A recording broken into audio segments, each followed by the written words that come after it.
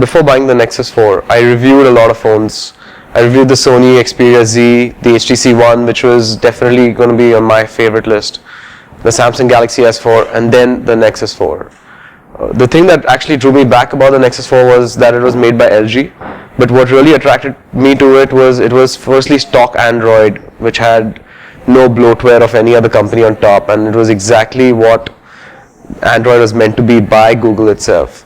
Being an HTC user earlier and moving from ice cream sandwich onto Jellybean, I was flawed. The moment I just put in my email address, like the moment the phone turned on and asked me for my email address, and the moment I put in my email address, I had everything back onto it. I had my apps, I had my contacts, I even had all the Wi-Fi's, the passwords, and when I sat in my car, my phone actually told me how far away I was from home, and it told me which route to take back to avoid the traffic. I think that was a phenomenal feature. But this phone is like power packed with a Snapdragon 8064 processor. It's got a 2 GB RAM. It's got 16 GB of internal hard disk memory, which is better than putting in an SD card because that again slows the phone down a bit. It's just so feature packed. Even an 8 megapixel camera on the back is all you actually need in a smartphone. My main priority is productivity. So I could be on a Google Hangout with 8 other people on my phone, taking notes at the same time, on Evernote, accessing files from Dropbox, from Google Drive, also be in touch with my office on WhatsApp or Gtalk at the same time. And that is one of my key priorities. Running the business is also like really, this phone really makes it very simple for me to run it on the phone itself. I have my CRM on here, I've got my analytics, got the entire order chain at the back. I can monitor sales, I can do anything, just taking my phone out anywhere in the world. The next most important part for me, of course, is entertainment. I'm not much of a gamer, but I extensively use Spotify. I watch TED videos, read the news a lot.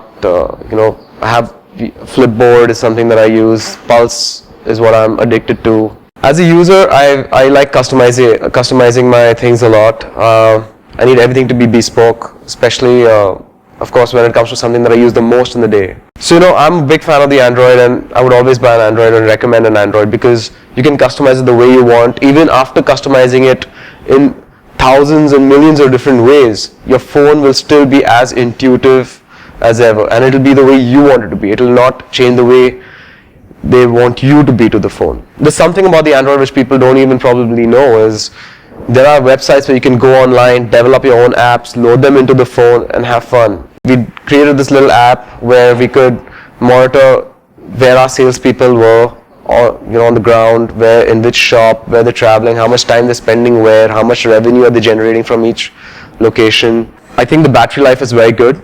What the phone really lacks is the sound quality, but since I use Bluetooth speakers and my amp is connected via Bluetooth, I have no problem with that. There's another very, very cool feature which is the active noise cancellation. So you could be in a crowded train and talking on the phone and the guy you're talking to doesn't even know where you are. The entire touch experience is super duper quick.